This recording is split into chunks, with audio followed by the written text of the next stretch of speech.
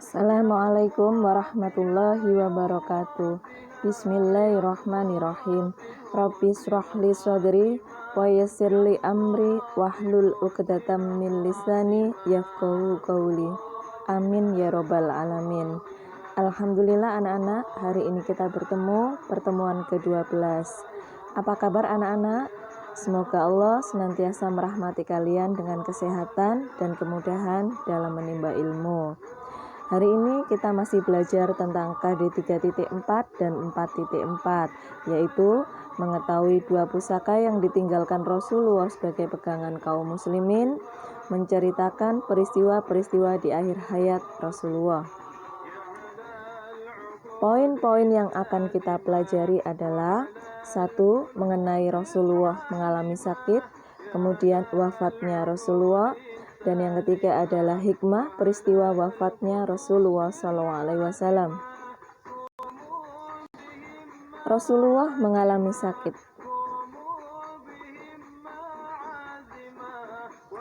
Sekembalinya Nabi Muhammad SAW dari Haji Wada, beliau melanjutkan dakwahnya kepada masyarakat di sekitar Jazirah Arab. Beliau mengirim beberapa sahabat untuk berdakwah ke berbagai wilayah Arab. Nabi juga mengirimkan surat kepada beberapa penguasa di sekitar Jazirah Arab untuk mengajak mereka menerima agama Islam. Di antara para penguasa yang menerima surat ajakan Nabi Muhammad SAW tersebut adalah Kaisar Herasius di Romawi, menerima surat ajakan Nabi Muhammad, Kaisar Ebrewes di Persia, Kaisar Mukaukis di Mesir, dan Kaisar Najasyi di Ethiopia. Hasilnya adalah penguasa yang bersedia memenuhi ajakan tersebut. Ada yang menolak, ada pula yang hanya mengirimkan tanda ketundukan kepada beliau. Selain itu, datang pula utusan dari suku-suku Arab untuk menyatakan keislaman mereka. Nabi Muhammad SAW juga mengajak penduduk daerah Najran yang menganut agama Nasrani untuk memeluk Islam. Namun ajaran itu ditolak karena mereka ingin bertahan dengan agamanya yang lama. Beliau tidak memaksa, hanya mereka diminta untuk membayar pajak atau jizyah.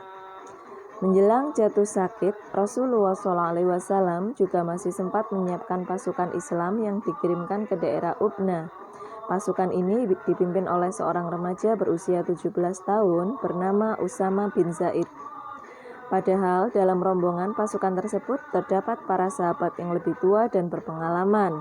Akan tetapi, Nabi Muhammad SAW tetap memilih Usama sebagai pemimpin pasukan.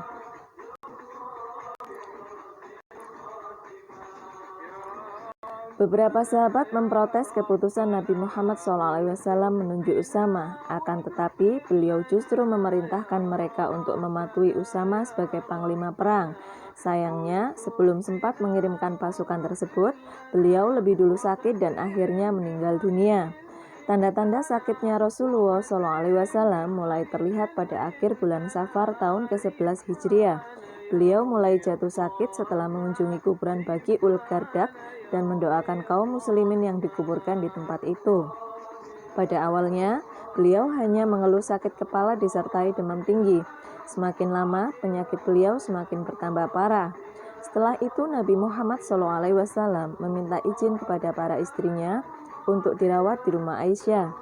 Kepala beliau dibalut dengan sehelai kain dan kedua kakinya melangkah dengan berat hingga sampai di tempat Aisyah. Selama sakit, beliau tetap berusaha memimpin sholat berjamaah. Ketika sakitnya semakin parah, Nabi meminta Abu Bakar untuk menggantikannya sebagai imam. Akhirnya, selama beliau sakit, Abu Bakar menggantikannya menjadi imam sholat. Ketika mendengar Rasulullah SAW sakit parah, orang-orang Ansor berkumpul di sekitar masjid karena mengkhawatirkan kondisi beliau. Mereka sangat cemas dengan sakitnya beliau yang tidak kunjung sembuh. Kecemasan kaum Ansor ini disampaikan oleh Abbas kepada Rasulullah SAW. Beliau lalu keluar untuk menemui mereka dan menenangkannya. Rasulullah dari rumah Aisyah, kepalanya masih dibalut sehelai kain. Kakinya sangat berat untuk digerakkan sehingga beliau harus dipapah oleh Fadil ibnu Abbas dan Ali bin Abi Thalib. Sesampainya di hadapan kaum Ansor, beliau berbicara kepada mereka.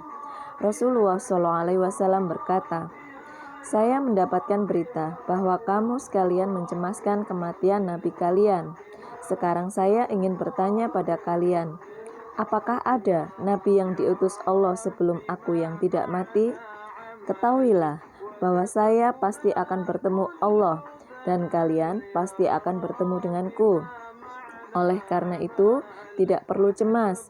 Saya hanya berpesan agar kalian tetap berbuat baik kepada kaum muhajirin.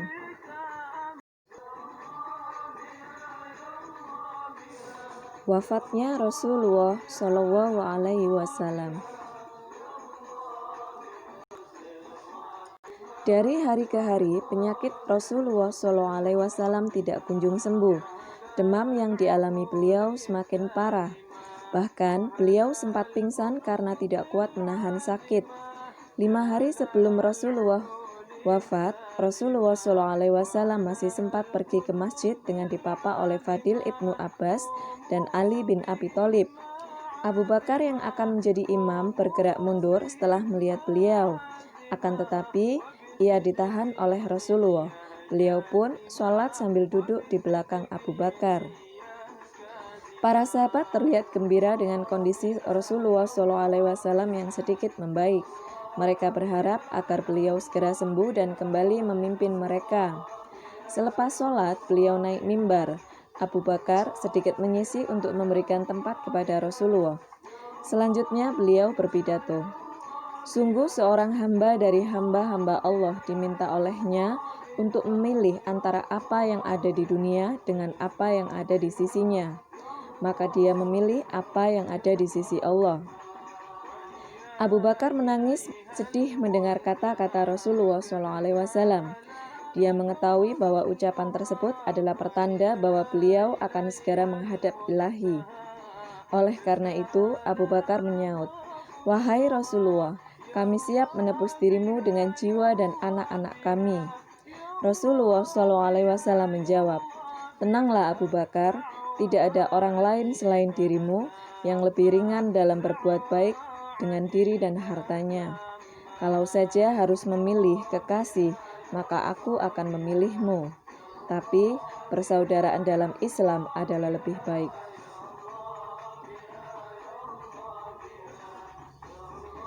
Pada waktu subuh hari Senin tanggal 12 Rabiul Awal tahun ke-11 Hijriah, Rasulullah SAW keluar dari kamar Aisyah. Para sahabat mengira beliau akan ikut sholat berjamaah. Namun beliau kembali ke kamar Aisyah. Para sahabat sedikit gembira karena beliau sudah mampu berjalan.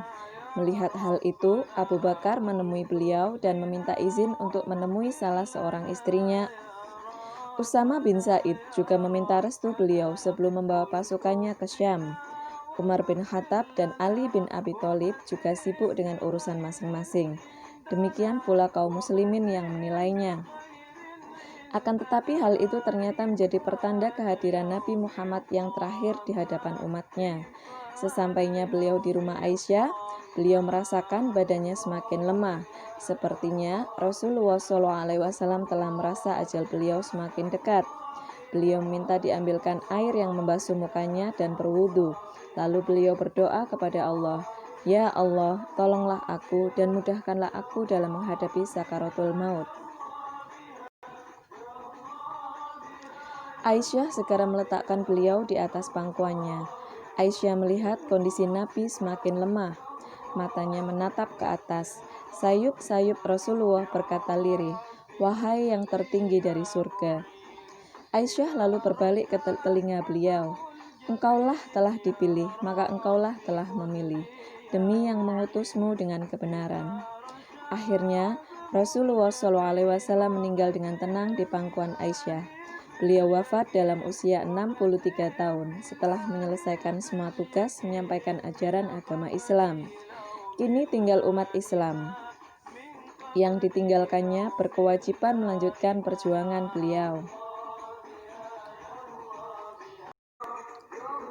Hikmah peristiwa wafatnya Rasulullah SAW.